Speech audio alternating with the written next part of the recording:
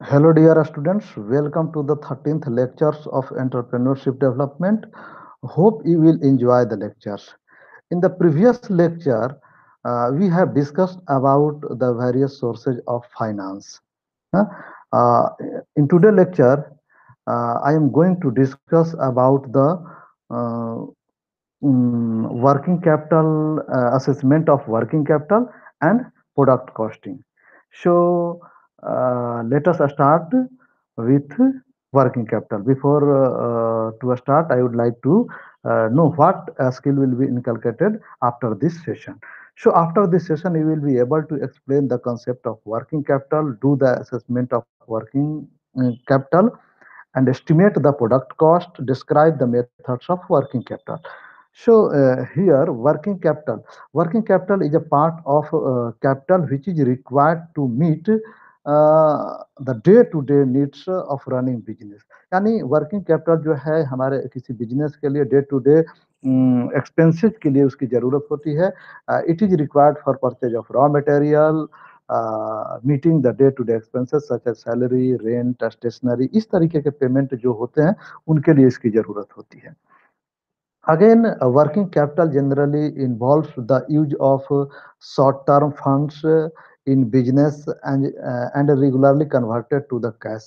Actually, materials are changed into finished product. Products are sold out to realize cash, and the cash is utilized in purchasing material. यानी इसमें पहले क्या कहते हैं, raw material purchase करते हैं, फिर उसको प्रोसेस करते हैं, प्रोसेस करके फिर फाइनल गुड्स में कन्वर्ट करते हैं। देन फाइनल गुड्स को जब हम सेल करते हैं तो कैश का रियलाइजेशन होता है।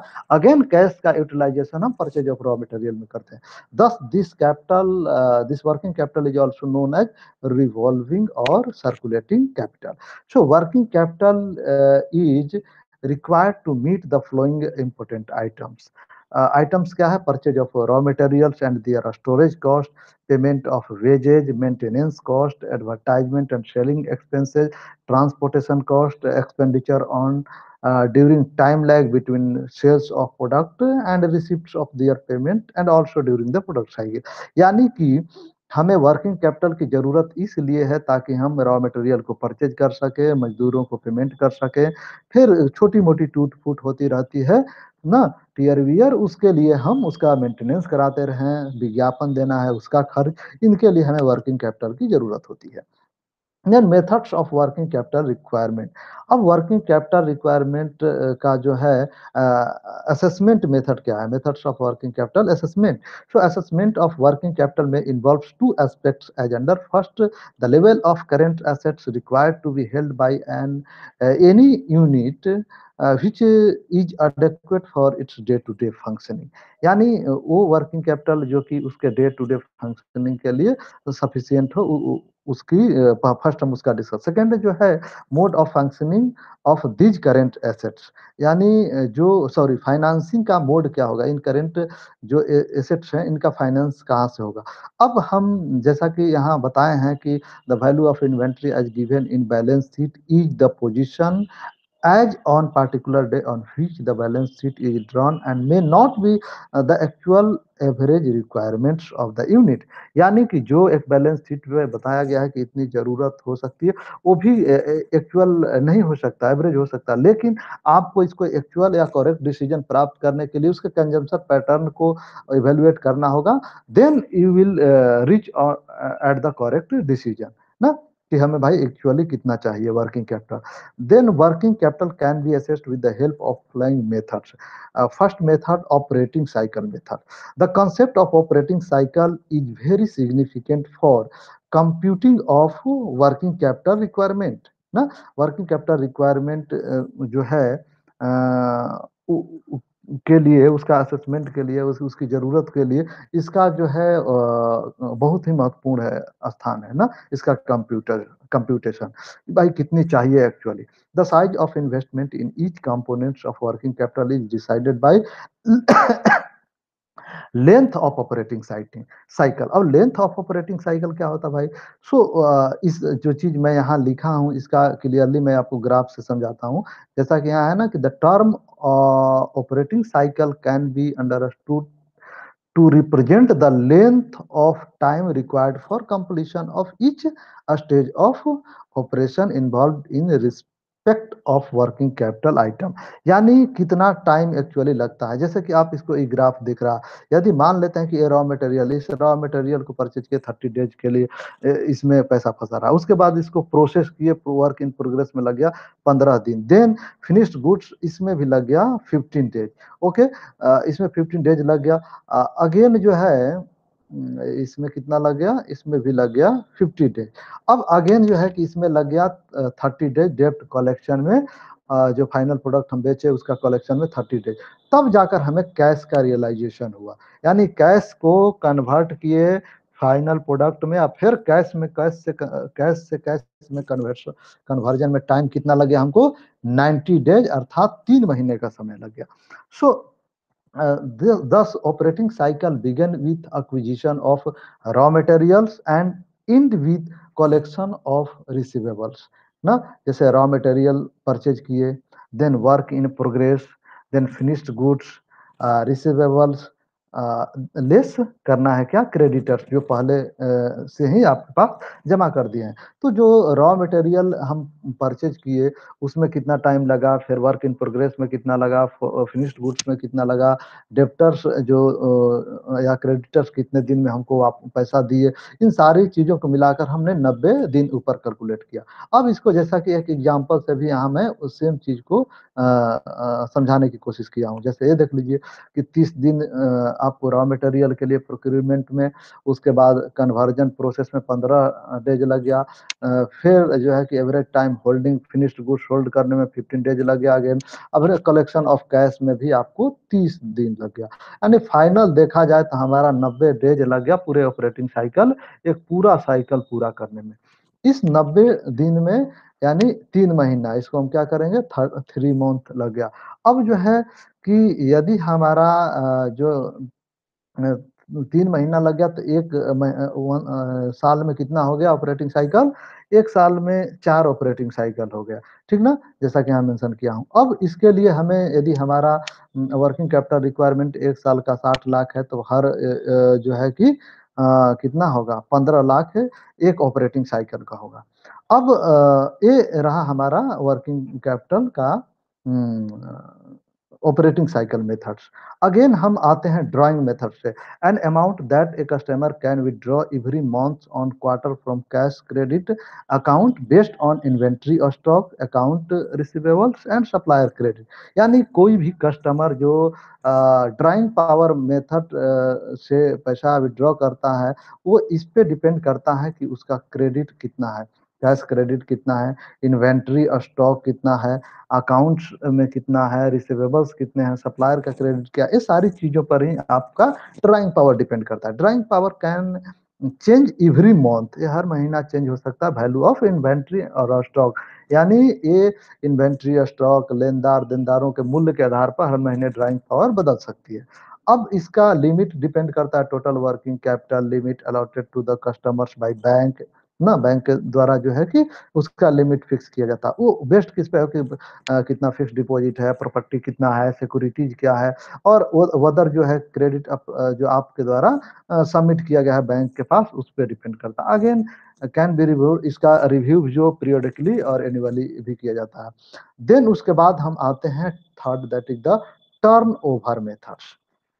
The working capital requirement may be worked out on the basis of NAEC committee recommendation for working capital limit up to 6 crore from banking system on the basis of minimum 25% of their projected annual turnover। यानी उसके basis पे यानी projected जो हमारा annual turnover है उसका 25% हम ले सकते हैं। लेकिन इसमें जो 5% का टर्नओवर है, इसका व्यवस्था हमें खुद अपने से करना होता है, जबकि 20% इसमें हमें बैंक फाइनेंस करती है। Beyond which working capital can be computed on the basis of working capital cycle ना। After that, the fixing a stipulated margin on each component of the working capital in case of borrowers desire facility under NAEC, desiring facilities under Nayak committee recommendation having working capital cycle of more than 3 months. यदि किसी को 3 महीना से ज्यादा का cycle है तो उसके लिए कमिटी पहले उसका एसेस करेगी और उसके बाद फंड प्रोवाइड करती है, यानी वो भी संभव है, लेकिन उसका अलग से भी प्रॉपर मार्जिन फिक्स किया जाता है। अब इसको एक एग्जांपल से भी समझ सकते हैं।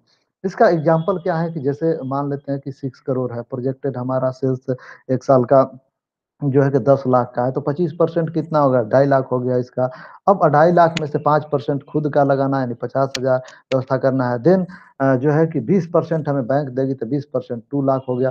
तो ये इस तरीके से ये हमारा रहा जो है कि टर्न ओवर में था। अब इसको और ज़्यादा क्लियर से हम इससे समझ सकते हैं, जैसा कि 90 डेज मैंने ऊपर क्लियर बताया था ना। अब इसको देखें कि working capital requirement, working capital for a small scale industry up to 6 crore. जैसा कि मान लेते हैं कि ऑपरेटिंग साइकिल पर एनम 4 है। जब एक ऑपरेटिंग साइकिल 3 महीना का है तो 3 चौके 12, यानी 4 ऑपरेटिंग साइकिल हो गया। वर्किंग कैपिटल रिक्वायरमेंट कितना है, तो 25%। 25% ऑफ प्रोजेक्टेड एनुअल टर्नओवर। अब 25% में से जो 20% पार्ट है वो किसके द्वारा दिया जाएगा, असाइन बाय बैंक के द्वारा असाइन किया गया। रेस्ट जो 5% ऑफ द वर्किंग कैपिटल है वो आपको खुद अपना व्यवस्था इसको करना पड़ेगा। अब इसको हम एग्जांपल से, जैसा कि मैंने यहाँ बता दिया कि वहीं 20% को मैं एनालिसिस सेल्स का किया हूँ जो कि बैंक देगा, और ये जो मार्जिन खुद का 5% लगाना पड़ेगा। अब इसको एग्जाम्पल से समझ सकते हैं। मान लेते हैं कि आपका एक साल का जो है कि सेल्स जो है 1 लाख है। अब 1 लाख का 25% कितना होगा, 25,000 हो गया। अब 25,000 वर्किंग कैपिटल का रिक्वायरमेंट है। इसमें से आपको बैंक कितना देगी, तो इसका 20% बैंक देगी, यानी 20%, यानी बैंक 20,000 प्रोवाइड आपको करेगी। Then 5% of the working capital requirement you have to arrange your own capital. तो आप 5% जैसे 5,000 आपको खुद ही अपने व्यवस्था करना है। लेकिन ये 20 जो 1000 है, 20,000, ये नहीं है कि आप कभी भी एक ही बार निकाल सकते हैं। ये depends on your drawing power, जैसा कि मैंने ऊपर डिस्कस किया था कि आपका ड्राइंग पावर कैसे जो है अप और डाउन होता है, कम और बेसी होता है। Then fourth point, that is the maximum permissible bank finance. It depends on size of credit required. Two methods of maximum permissible bank finance are in the practice to fund the working capital needs of the corporate। यानी ये दो इसके तरीके हैं जिसको हम clearly यहाँ explain किए हैं। जो फर्स्ट, पहले तो हम इसमें इस जो कंपोनेंट है उसका डिस्कशन कर लेते हैं। जैसे कि पहला है मैक्सिमम परमिशेबल बैंक फाइनेंस का पहला करेंट एसेट। करेंट एसेट क्या आएगा इसमें, आपका इन्वेंट्री। इन्वेंट्री कैसे बना होता है, तो raw material, work in progress, then finished goods, then account receivables ना, ये सारी चीज मिलाकर आपके इन्वेंट्री बना है। देन उसके बाद current liability. Current liability that is the creditors और बैंक बोरोइंग्स, और टाइम्स के लिए जो बैंक से आप उधार लिए हैं उसको इसमें लाते हैं। Then other current liabilities, that यानी current liabilities minus bank borrowings. Then उसके बाद जो है working capital gap. Working capital gap कैसे निकालिएगा, current assets minus other current liabilities को माइनस करके आप वर्किंग कैपिटल गैप निकाल लीजिएगा। अब जो है कि मैक्सिमम परमिशेबल जो है bank finance equal to working capital gap minus margin. अब जैसे मान ना, वैसे यहाँ भी सेम है ना। अब इसको जैसा कि या तो 25% ऑफ वर्किंग कैपिटल गैप ये होता है, 75% वर्किंग कैपिटल गैप। अब जो है इसमें आप देख लीजिए यहाँ पे कि margin money to be arrange from long term funds, equity, long term share, डेप्ट, जो भी हो। अब इस कंसेप्ट को हम काफी इजीली समझ सकते हैं नीचे दिया गया इस एग्जाम्पल से। ये एग्जाम्पल आप देख लीजिए, इसमें क्या है, करेंट एसेट मान लेते हैं कि आपका 500 लाख है, और करेंट लाइबिलिटीज आपको 150 लाख रुपया है। उसके बाद बैंक बोरोइंग आपको 50 लाख है। Then operating other current liability जो है आपका 100 लाख है। देन वर्किंग कैपिटल गैप जो है ना, एक सेकेंड, वर्किंग कैपिटल जो गैप है वो आपका कितना है, 400 है। अब इसको जो फर्स्ट मेथड है उसके माध्यम से मतलब 25% ऑफ वर्किंग कैपिटल, तो 25% ऑफ वर्किंग कैपिटल कितना हो गया, तो 400 का वर्किंग कैपिटल गैप का, तो 100 लाख हो गया। उसके बाद अब मैक्सिमम परमिसेबल बैंक फाइनेंस क्या होगा, तो फोर जो हमारे जैसा कि मैंने आपको ऊपर इसका बताया ना नियम, तो यानी ये है जैसा कि working capital gap minus margin. सो वर्किंग कैपिटल गैप हमारा सॉरी यहाँ पे क्या होगा आपका जो हाँ वर्किंग कैपिटल गैप हमारा कितना है, वर्किंग कैपिटल गैप 400 का है, देख रहे हैं ना। तो 400 माइनस जो है क्या margin, margin that is the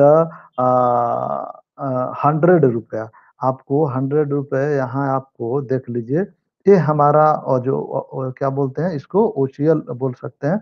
तो ये जो 100 रुपये है इसको यहाँ माइनस कर दिए, तो ये हमारा क्या निकल गया, ये निकल गया हमारा 300 लाख, ठीक ना। अब जो है कि जो मार्जिन हमारा क्या है, मार्जिन ऐसे निकाले हैं कि 25% ऑफ सी ए, तो 25% ऑफ सी ए, ये सॉरी 25% ऑफ सी ए 100 रुपये आया है ना, तो 100 रुपये को सॉरी 100 लाख हुआ, 100 लाख को 400 लाख में से घटा दिए, यानी 300 लाख हमारा जो प्राप्त हुआ वो क्या हुआ, वर्किंग कैपिटल लिमिट जो बैंक द्वारा साइन किया गया। अगेन जो सेकंड है वो है सेकंड मेथड से हम देखते हैं, तो 25% ऑफ से यानी करेंट अकाउंट का जो करेंट एसेट 500, 500 का 25% यानी 125 हो गया। और 125 लाख अब हम इसमें से सेम फार्मूला लगाकर करते हैं माइनस, तो ये हमारा वर्किंग कैपिटल लिमिट 275 हुआ। अब 275 हो गया। अब यहाँ आते हैं current ratio, current ratio calculate करते हैं, तो current asset divided by other current liabilities plus maximum permissible bank finance, तो 500 प्लस 100 प्लस 300 जैसा कि ऊपर मैं दिया हूँ, तो आपको यहाँ आ गया 1.25, यानी यहाँ जो है 1.2 आप 5 आपका करंट रेशियो। यदि हम सेकंड मेथड में आते हैं तो सेम प्रोसीजर लगा के, तो यहाँ पे 100 है, 500 है, यहाँ 100 है ओसीएल, और लेकिन मैक्सिमम परमिसेबल जो है बैंकिंग फाइनेंस वो कितना है, ए वाला है, यानी ये कितना है आपको 275 यानी 1.33 करंट रेशियो आ गया। यानी ये बता रहा है कि सेकेंड मेथड्स में bank is stringent here to save itself from the risk, यार बैंक इज लिबरल ना। तो इससे हम देख रहे हैं कि किस प्रकार से हमारा जो है कि maximum permissible bank finance decide होता है। अगेन आते हैं जो final point, that is the cash budget method. The cash budget method shall continue to be used in case of seasonal industries like sugar, tea, and other, and also is in construction industry as before, irrespective of quantum of working capital finance south. So cash budget method depending upon requirements of customer, ये जो है कि customer के requirement पे depend करता है। Thus there are the 5 methods of assessment of working capital with operating cycle, that is first operating cycle method, drawing power methods, turn over methods, and maximum permissible bank finance methods, and cash budget method which are used to assess the working capital। तो ये 5 मैंने methods को, working capital assessment का method को discussion किया। Again अब product costing के ऊपर आते हैं। प्रोडक्ट कॉस्टिंग हमें बताता है कि किसी भी प्रोडक्ट का किस तरीके से कॉस्टिंग होती है। अब जैसे product cost is the accounting process of determining all business expenses pertaining in creation of company's product, ना, जो कि उसमें निहित होते हैं कंपनी के प्रोडक्ट बनाने में जितने भी खर्च आते हैं उसका जो है कि अकाउंटिंग है। This cost can include raw material purchasing, progress sorry workers wages, production transportation cost, retail stock fees, stocking जो है कुछ दिन तक रखे, उस सब इन सारी चीजों को इसमें हम ऐड करते हैं। In other words product cost refers to the cost use to create product ना, use to create product. This cost includes direct labour cost, direct material cost, consumable product production supply cost, factory overhead cost. Product cost can also be considered the cost of labor required to deliver service to the customer, यानी जो जो service सेवा जो है customer को provide करने के लिए जो लेबर की रिक्वायर्ड होती है उसको भी जो है इसमें इंक्लूड किया जाता है, उसको भी कंसीडर किया जाता है। Product cost can be understood with the help of the flowing figure, जैसा कि ये फिगर है, इसको इससे आपको क्लियरली कैसे होता है, जैसे कि स्टॉक ऑफ मटेरियल, मैंने आपने रॉ मटेरियल को परचेज किया, देन उसको स्टॉक किया, सो स्टॉक मेन मटेरियल, इसमें क्या हुआ कि कुछ दिन तक आप रखे, कुछ वेस्टेज यहाँ हुआ तो wastage due to deterioration in material. Then processing, यहाँ निगेटिव प्रोडक्ट जो है के तौर पर वेस्टेज निकलता है, और वे वेस्टेज क्या होते हैं, wastage due to material losses, defective process during during the process, ठीक ना। अगेन जो है कि जो सेकेंड है वो stock work in process, stock work in process में भी निगेटिव प्रोडक्ट निकलते हैं, waste waste due to deterioration in stock in progress, उस समय भी कुछ गिरावट होती है, कुछ हास होता है वो भी इसमें। अगेन प्रोसेसिंग टू में आते हैं, वहाँ वेस्टेज होता है, wastage due to material losses, defective product setup loss, remaining material adjustment, auxiliary material losses, यानी जब हम उसको प्रोसेस में रहता है तो उस समय भी क्या होता है कि बहुत सारे प्रोडक्ट जब निकलता है तो उसमें कुछ प्रोडक्ट डिफेक्टिव हो गया, कुछ क्या होगा कि रखे रखे खराब हो गया, इन सारी चीजें होती है। फाइनल जब है कि रॉ मटेरियल कन्वर्ट हो गया फाइनल प्रोडक्ट में, उस समय भी होता है due to deterioration of stock products, यानी स्टॉक का जो प्रोडक्ट है उसमें डिट्योरेट होने से क्या होता है, अभी लॉसेज होती है। तो ये सारी चीजों को जो वेस्ट होता है इनको हम सब कैलकुलेट करके तो कॉस्टिंग करते हैं, सबको कॉस्टिंग में लेते हैं। अब जो है इसका यहाँ पे लिंक यहाँ से मैं लिया हूँ तो आप वहाँ भी देख सकते हैं क्लियरली। अब जो है कि कॉस्ट कंटेनर, जैसा कि वही सेम चीज यहाँ भी मैं बताया हूँ कि admin overhead allocation, machine overhead allocation, labour overhead allocation, ये जो है वो हर ओवरहेड पर कितनी अलोकेशन हो रहा है, और सारा जो रॉ मटेरियल यहाँ और फिर यहाँ फिनिश्ड गुड्स, इन सब चीज़ों के पूरे प्रोसेसिंग में कितना खर्च आया उसका यहाँ पे वर्णन किया गया है। तो अब यहाँ एक जो टर्म आपने देखा overhead, what is overhead? So overhead refers to ongoing business expenses not directly attributed to cheating a product or service. It is important for budgeting purposes but also for determining how much a company must charge for its products or service to make profit. यानी ये जो है कि directly तो किसी product creation में attribute नहीं होता है, लेकिन ये जब हम बजट बनाते हैं उस समय इसको ध्यान में रखा जाता है। ये डिटरमाइन करता है कि कितने हमें कंपनी के लिए चार्ज करना होगा फॉर इट्स प्रोडक्ट और सर्विस, ताकि हमें प्रॉफिट भी हो सके।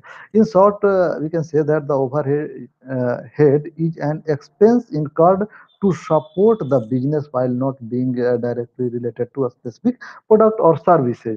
नो, तो इस प्रकार से मैंने आज के लेक्चर में वर्किंग कैपिटल असेसमेंट के अंदर हम लोग ये डिस्कस किए कि कौन से वर्किंग कैपिटल असेसमेंट का मेथड्स है और प्रोडक्ट का कॉस्टिंग कैसे होता है, ठीक ना। उसके बाद भी यदि आपका कोई डाउट हो तो आप हमें पूछ सकते हैं डाउट क्लास में। Okay, so thank you for your patience, thank you once again.